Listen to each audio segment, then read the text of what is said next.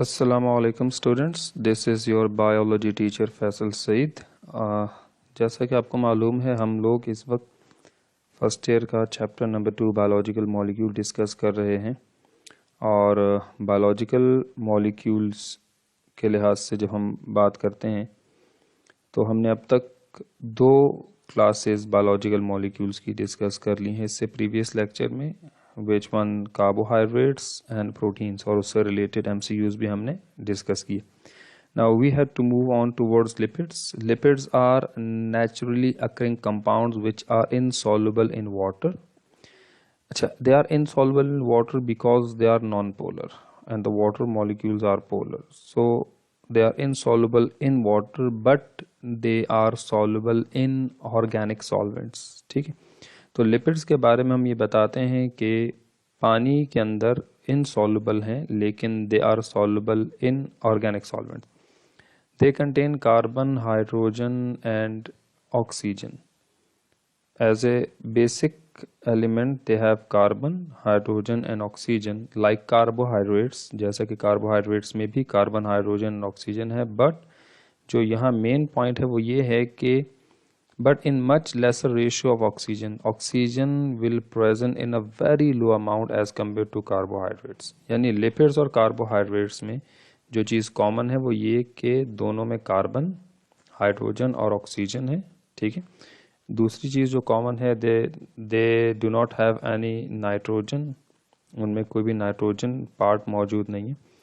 लेकिन उनमें जो डिफरेंस है वो ये कि लिपिड्स इनसॉल्युबल हैं वाटर में लेकिन कार्बोहाइड्रेट्स इजीली सॉल्युबल हैं वाटर में। और दूसरा डिफरेंस ये है कि लिपिड्स जो हैं उनमें ऑक्सीजन का रेशो बहुत कम होता है as compare to carbohydrates. These biological molecules are widely distributed among plants and animals। तो ये लिपिड मॉलिक्यूल्स प्लांट्स में भी और एनिमल्स में भी दोनों में पाए जाते हैं। प्लांट्स में जब हम डिस्कस करते हैं the form of unsaturated acyl glycerol, और एनिमल्स में अगर हम डिस्कस करते हैं the form of saturated acyl glycerol, जो हम आगे डिस्कस भी करेंगे। क्लासिफिकेशन ऑफ लिपिड्स की जब बात करते हैं, सबसे पहली क्लास एसाइल ग्लिसरॉल, जिन्हें हम फैट्स एंड लिपिड्स भी कहते हैं या हम इन्हें ट्राइग्लिसराइड्स भी कहते हैं। ठीक है, each molecule of acyl glycerol composed of 1 glycerol and 3 fatty acid long chain fatty acid molecules. These are found in animals and plants, provide energy for different metabolic activities and very rich in chemical energy।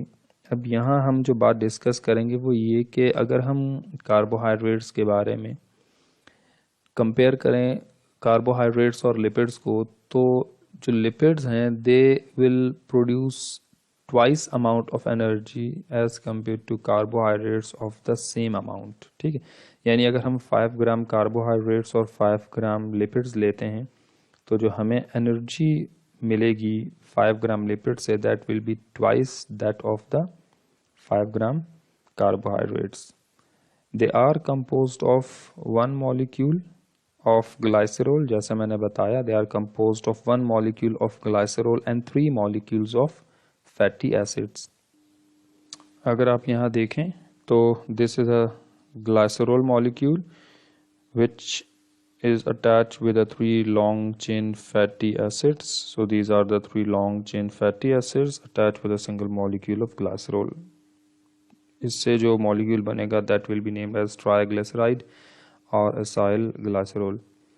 An equal amount of acyl glycerol contain double amount of energy, जो भी हमने discuss किया, to that of carbohydrate। An average size human being contains 16 kg of the fat which will provide 1,44,000 kilocalorie of energy। ठीक है, the most widely spread acyl glycerol is triglyceride or triacyl glycerol, also called triglycerides और natural lipids कहलाए जाते हैं। अब हम discuss कर लेते हैं लिपिड्स में एसाइल ग्लिसरॉल की 2 टाइप्स होती हैं, saturated acyl glycerol and unsaturated acyl glycerol. इन दोनों को जब हम कंपेयर करते हैं तो हमारे पास सबसे पहले सैचुरेटेड एसाइल ग्लिसरॉल क्या है, it has only single bond between carbon atoms. यानी जितना भी कार्बन स्केलेटन होगा, all the carbon skeleton, all the carbon atoms will have a single bond between them. Unsaturated acyl glycerol has double bond between carbon atoms. ठीक है, यानी अगर आप ये कहें इनमें सैचुरेटेड में एडिशन रिएक्शन और यहाँ पे सब्स्टिट्यूशन रिएक्शन, बल्कि यहाँ पे हम कहेंगे एसाइल सैचुरेटेड एसाइल ग्लिसरॉल में हम ये कहेंगे कि सब्स्टिट्यूशन रिएक्शन होगा, कोई एक उसका फंक्शनल ग्रुप या कोई एक जो है वो एलिमेंट उसका रिमूव होगा जब तक फ्री इलेक्ट्रॉन अवेलेबल नहीं होगा, दूसरा कोई भी एलिमेंट या दूसरा कोई भी मॉलिक्यूल ऐड नहीं हो सकता।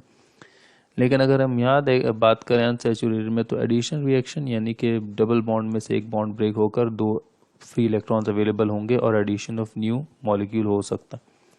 So it has only single bond between carbon atoms. It has double bond between carbon atoms. Saturated only found in animals, ठीक है, और unsaturated found in plants. जितने भी saturated acyl glycerol हैं they are solid at room temperature. अच्छा, अब हम ये कहते हैं कि रूम टेम्परेचर क्या है 25 डिग्री, यानी 25 डिग्री सेल्सियस पे दे विल बी सॉलिड। ठीक है, लेकिन आप उन्हें अगर हीट करते हैं, गर्म करते हैं, definitely they will melt, they will become liquid, लेकिन रूम टेम्परेचर पे दे आर सॉलिड। और अनसेचुरेटेड में जो प्लांट्स के अंदर से हमें मिलते हैं it is liquid at room temperature. अगर आप इन्हें फ्रीज करें, ठंडा करें, तो they will become solid, but at room temperature they will remain liquid. Like आपने जितने भी प्लांट से आपको जो एसाइल ग्लिसरॉल मिलते हैं वो हमेशा लिक्विड फॉर्म में होते हैं। Peanut oil, coconut oil, mustard oil, soybean oil, ठीक है, तो each and everything would be in oil form, liquid form. Example animal fats, butter वगैरह ये सॉलिड होते हैं, और यहाँ हमारे पास एग्जाम्पल है mustard oil, peanut oil etcetera. Now we will discuss the second class of biological molecules named as waxes. So chemically waxes have one molecule of fatty acid which will form ester bond with one molecule of long chain alcohol. यानी long chain alcohol molecules और fatty acid, one molecule of fatty acid, इनके बीच में अगर एक ester bond बनेगा, ठीक है, तो इससे बनने वाले मॉलिक्यूल को हम वैक्स कहेंगे। Wax wide spread as a protective agent काम करते हैं। प्लांट्स में जो उनकी आउटर वैक्सी क्यूटिकल लेयर होती है जो सनलाइट को रिपेल करती है, और इसके अलावा जो है वो चूंकि लिपिड सारे के सारे हाइड्रोफोबिक हैं तो वैक्स भी हाइड्रोफोबिक है। तो प्लांट्स, इसके अलावा एनिमल्स और बर्ड्स वगैरह की अच्छा, बहुत सारे बर्ड्स आपने देखे होंगे कि they dive in water to catch fish, ठीक है, तो अब वो जैसे ही डाइव इन वाटर करते हैं, वाई दे डोंट वेट, ठीक है, उनके जो फीदर्स हैं वो वेट क्यों नहीं होते, just because of the reason that कि उनके फीदर, उनकी जो स्किन में ग्लैंड्स होते हैं, बेसिकली दे प्रोड्यूस वैक्स जो उनके तमाम हेयर्स को, फीदर्स को क्या कर देते हैं, कवर कर देते हैं। अब उनके फीदर बहुत ही जो है वो हाइड्रोफोबिक वैक्स से कवर होते हैं। अब होगा ये कि चूंकि ये हाइड्रोफोबिक है तो when they will dive in water, so it means that they will never get wet. तो इस यहाँ पर हम कह सकते हैं कि they protect the birds from water. इसी तरीके से जो इंसेक्ट्स होते हैं, इनकी आउटर लेयर जो एपिडर्मिस है, जिसको हम एक्सोस्केलेटन कहते हैं, उसके ऊपर भी वैक्स है which help them to prevent from dehydration, water loss को प्रिवेंट करता है। प्लांट्स में भी डिहाइड्रेशन को आप कह सकते हैं, और इसके अलावा it will reflect light so that to maintain the temperature of the plant. तो ये फंक्शन के लिहाज से वैक्स का जिक्र हो गया, ठीक है। इनिशियली अब ये पॉइंट जरा देख लीजिए, initially wax were obtain from a whale named as a sperm whale, ठीक है, लेकिन आजकल अब इसे हासिल किया जाता है एक प्लांट से, दैट इज स्पर्म व्हेल, और फिर एक प्लांट से हासिल किया जाता है that's named as jojoba. So एक एमसीक्यूज के पॉइंट के लिहाज से you should remember the name of the plant jojoba, और also known as Simmondsia chinensis. So then the alternate name for jojoba plant is Simonsia chinensis. Then we have to move on to the very important class of lipid molecules named as phospholipids, ठीक है। Very important class of lipids क्यों कह रहा हूं? क्योंकि all the cell which are bounded, the cytoplasm of all the cells which is bound by cell membrane. So actually cell membrane composed of phospholipid bilayer. ठीक है, तो एक cell membrane के स्ट्रक्चर को मेंटेन करने का काम और सेल मेम्ब्रेन की कॉम्पोजिशन फॉस्फोलिपिड से बनी हुई है, इसलिए हम इसको इंपॉर्टेंस दे रहे हैं. So it is important class of lipids from biological point of view and is similar to triacylglycerol or oil except that. अच्छा, अब इसमें क्या है, हम ये कह सकते हैं फॉस्फोलिपिड के molecules actually they are derive from the triglycerides. How?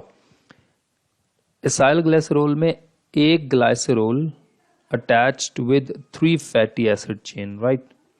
अब वहां एक फैटी एसिड रिमूव होगा तो रिमेनिंग 2 फैटी एसिड चेन होंगी और ग्लाइसरॉल मॉलिक्यूल होगा. तो जो फैटी एसिड रिमूव हुआ उस लोकेशन पर, उसके ऑपोजिट साइड पे there will be attachment of a phosphate, जो भी हम डिस्कस करेंगे.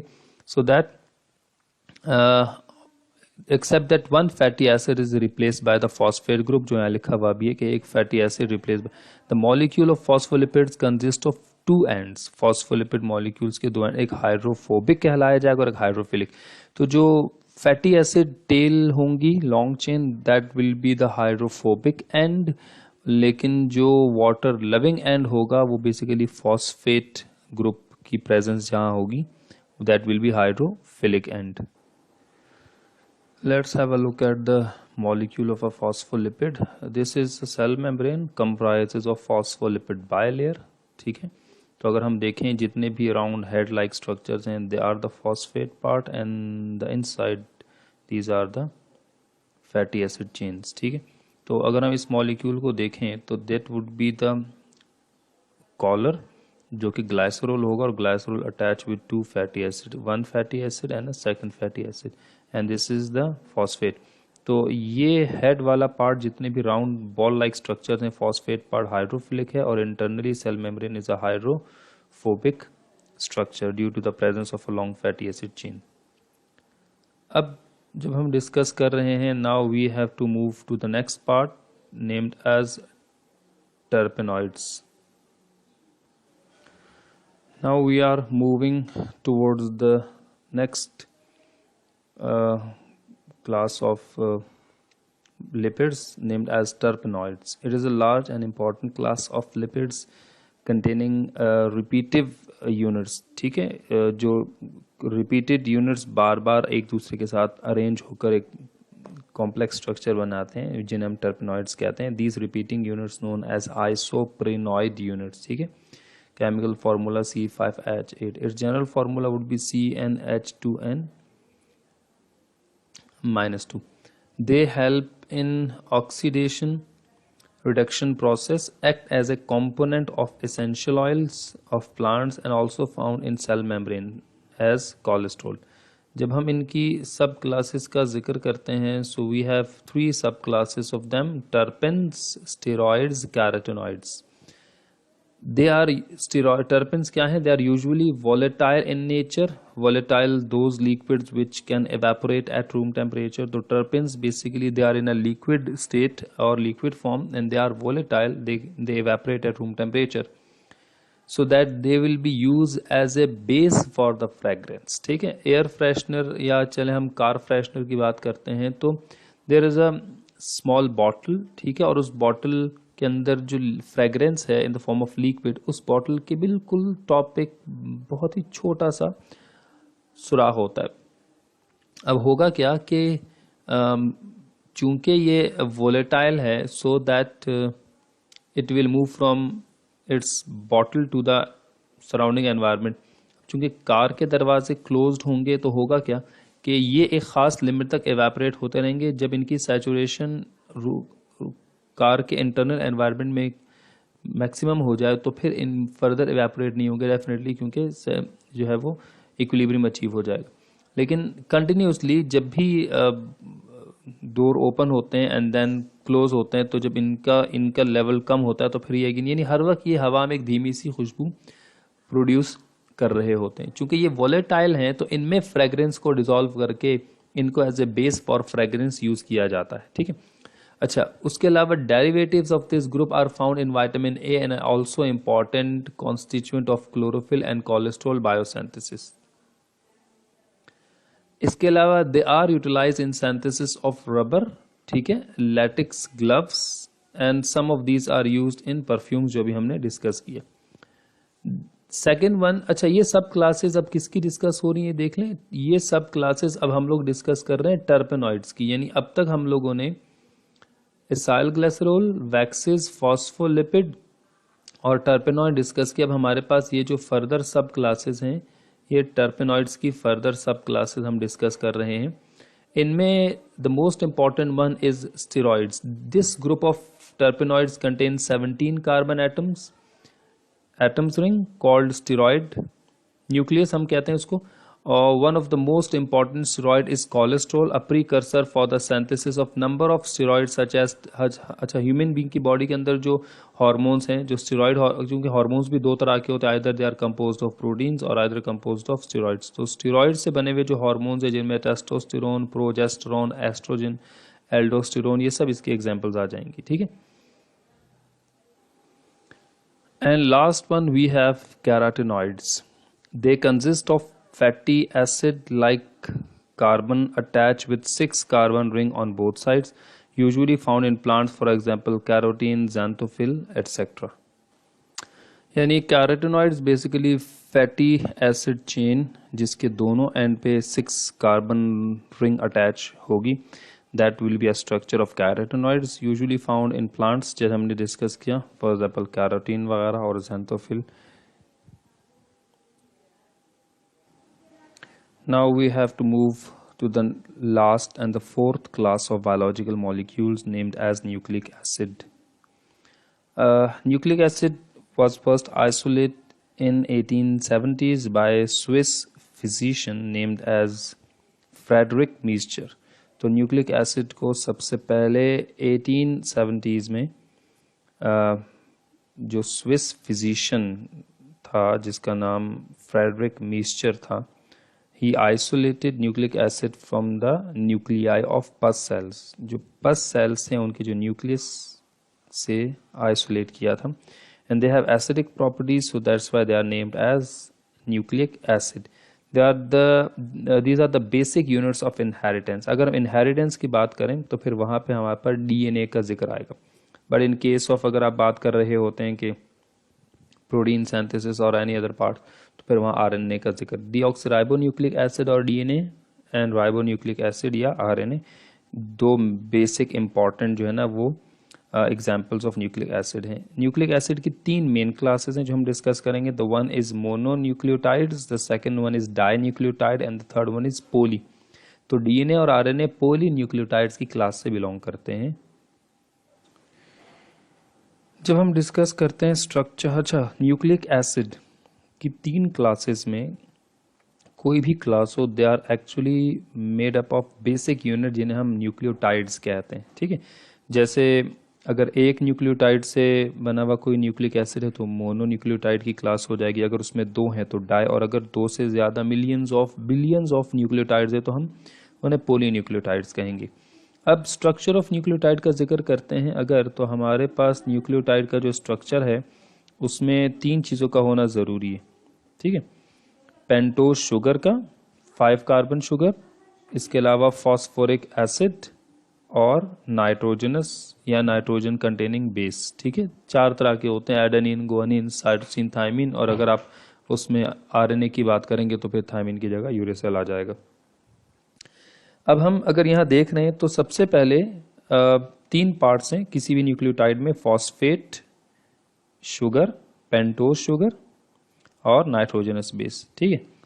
अब ये जो शुगर मॉलिक्यूल है, अब इसकी डिटेल हम यहाँ अभी नहीं पढ़ रहे कि कार्बन 1 पे, कार्बन 5 पे, ये सारी चीज़ें 5 to 3, 3 to 5 कार्बन अरेंजमेंट, चूँकि हम chromosomes and DNA second year में इंशाल्लाह पढ़ेंगे तो वहाँ हमें डिटेल में Watson and Crick model of DNA पढ़ना पड़ेगा, और हम ये देखेंगे कि डीएनए के 2 स्ट्रैंड्स में हाइड्रोजन बॉन्डिंग है तो डबल और ट्रिपल हाइड्रोजन बॉन्डिंग कहाँ है, और फिर सिंगल स्ट्रैंड में फॉस्फोर डायस्टर बॉन्ड कौन से कार्बन के बीच होते हैं, वो सारी डिटेल है। यहाँ हम वो चीज़ अब नहीं पढ़ रहे, इस वक्त सिर्फ बायोलॉजिकल मॉलिक्यूल्स की कॉम्पोजिशन का जिक्र हो रहा है। तो शुगर का जो मॉलिक्यूल है वो एक तरफ फॉस्फेट से अटैच है, ठीक है, और एक तरफ नाइट्रोजनस बेस से अटैच है। अब ये एक न्यूक्लियोटाइड, अगर यहाँ एडेनिन होगा नाइट्रोजनस बेस तो ये एडेनिन न्यूक्लियोटाइड हो जाएगा, अगर यहाँ गुआनिन होगा तो गुआनिन न्यूक्लियोटाइड हो जाएगा। हम ये नाम इसका हटा देते हैं क्योंकि इस वक्त हम लोग किसी पर्टिकुलर नाइट्रोजनस बेस का जिक्र नहीं कर रहे, तो हम यहाँ सिर्फ ये बताएंगे कि ये न्यूक्लियोटाइड का एक स्ट्रक्चर है, ठीक है। अच्छा, अब पेंटोज शुगर जो है ना, आरएनए में वो राइबोज होगा, डीएनए में वो डीऑक्सी राइबोज शुगर कहलाया जाएगा।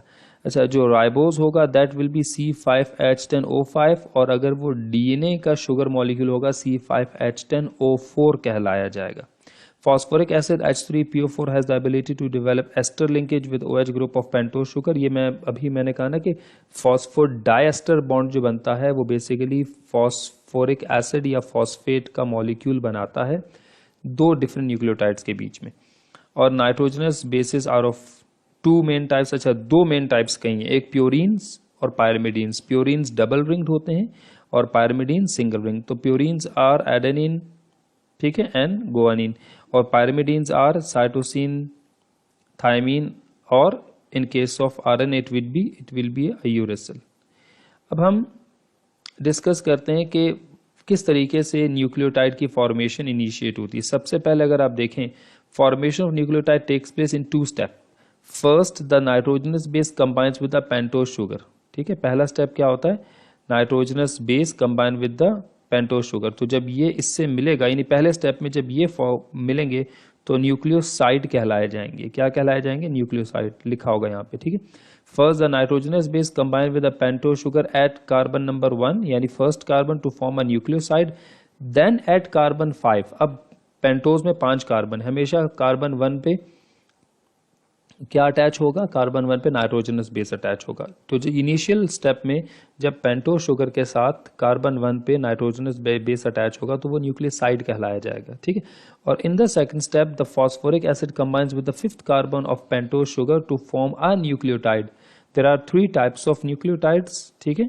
मोनो, जैसे मैंने बताया था कि न्यूक्लियोटाइड्स या न्यूक्लिक एसिड की 3 क्लासेस हैं। अब क्लासिफिकेशन की तरफ, मोनो, डाई और पोली। तो mononucleotides exist they exist singly in a cell or as a part of other molecules. They are not the part of DNA or RNA, ठीक है। And some of these have extra phosphate group, for example। अब यहाँ पे हमारे पास as a source of energy जो आप use करते हैं ATP, एडिनोसिन ट्राइफॉस्फेट, ठीक है, GTP, गुआनोसिन ट्राइफॉस्फेट। तो ये यहाँ पे अगर एज ए एग्जाम्पल बात करेंगे so it would be ATP molecules mononucleotides में आते हैं। Adenosine tri, adenosine di, guanosine triphosphate, guanosine diphosphate, ये सब मोनोन्यूक्लियोटाइड्स हैं। फॉस्फेट 3 होंगे तो ट्राई, 2 होंगे तो डाइफॉस्फेट। डाई न्यूक्लियोटाइड्स में मोस्टली आपके पास हाइड्रोजन कैरियर हैं जो बायोलॉजिकल मॉलिक्यूल जो आपने बायो एनर्जेटिक चैप्टर में डिस्कस किए थे, जैसे NAD की abbreviation nicotine amide adenine di nucleotide, it abbreviate के it is a di nucleotide. तो these nucleotides are covalently bond together and usually act as a coenzymes, ठीक है, और हाइड्रोजन कैरियर का काम करते हैं, प्रोटॉन कैरियर्स हैं। NAD, NADP, FAD, ये तीनों ही इसी की एग्जांपल में आएंगे। तो आप यहाँ पे इसको एब्रीविएट करेंगे nicotine amide adenine di nucleotide. FAD क्या है, flavin adenine di nucleotide. Last and the third one is polynucleotides, ठीक है। These nucleotides are found in the nucleic acid as polynucleotide. They have a they have a variety of role in living organism and they composed of millions of billion, यानी 2 से ज़्यादा millions of nucleotides मिलकर जो है ना वो polynucleotides बनाते हैं। यूजुअली इनहेरिटेंस के लिहाज से यूज़ होते हैं अगर हम डीएनए की बात करें। अब यहाँ पे आपके पास डीएनए और आरएनए को डिस्कस किया गया है, ठीक है। DNA stand for deoxy ribose nucleic acid, RNA stand for ribose nucleic acid या ribonucleic acid. DNA is a double strand, RNA is a single strand. DNA deoxy, it contain deoxy ribose sugar, it contain ribose sugar. और DNA contain adenine, guanine, cytosine and thymine, ठीक है, as a basic nitrogenous bases. और RNA में adenine, guanine, cytosine and uracil. It is DNA is present only in the nucleus, but RNA is present in nucleus as well as cytoplasm. It is responsible for the hereditary characteristic to transfer the properties from the parent to the next generation, but they are not responsible or they are not related with the inheritance. Instead, they are responsible for protein synthesis. It has no further type, but RNA will have transfer RNA, messenger RNA and ribosomal RNA.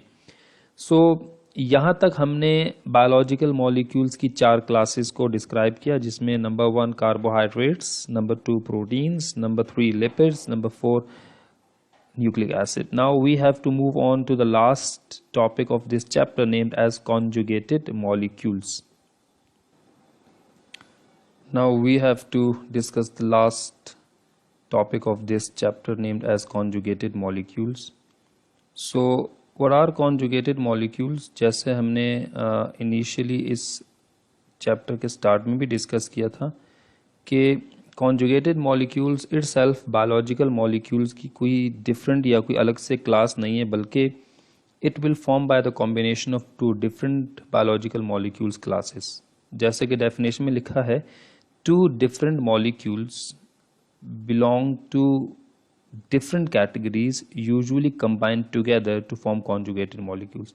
These conjugated molecules are not only in structure but also are of functional significance. अब जो हम discuss करेंगे, यानी conjugated molecules biological molecules की 2 different classes combination से बनते हैं, जैसे कि नाम से भी जाहिर है, glycolipids, glucose and यानी कि glyco carbohydrates and lipids. So when the carbohydrates molecules combined with lipid molecules, they will result in glycolipids. Similarly, glycoproteins are formed by the combination of carbohydrates and proteins. Nucleoproteins are formed by the combination of nucleic acid with proteins. And finally, lipoproteins are formed by the combination of lipids with proteins. ठीक है?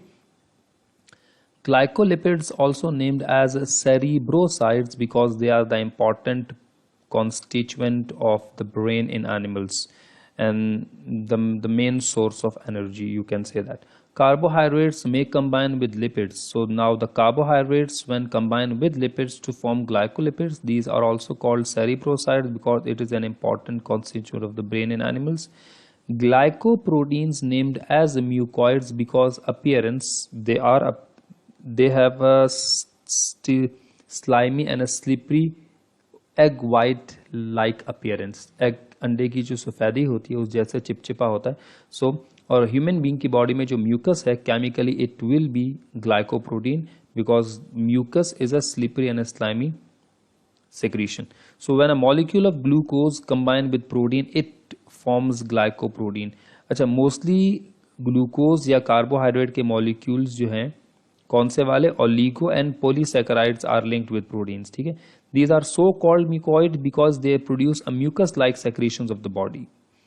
Then we have nucleoproteins. Nucleic acids have a special affinity for the basic proteins and they are combined together to form nucleoproteins. In chromosomes DNA strand, अब DNA एक nucleic acid है, the DNA strand is twist around 8 histone protein which results as nucleosome. तो यहाँ nucleoproteins के लिए अगर आप दूसरा नाम ऐड करेंगे, that will be nucleosome, in which a DNA strand will wrap around 8 histone proteins.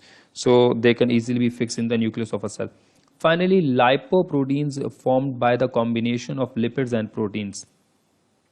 These are the important part of the blood plasma. Lipoproteins are required for the transport of the lipids in the blood for their destination. So the blood protein will make a bond with lipids so they will become lipoproteins. So these blood proteins are responsible for the transport of lipids to their destination, as well as they are also important part of the mitochondrial inner membrane known as cristae and endoplasmic reticulum as well. The myelin sheet of a neuron also made up of lipoprotein, which is an insulating layer for the neuron. So we have completed biological molecules chapter number 2 from the first year in 2 parts.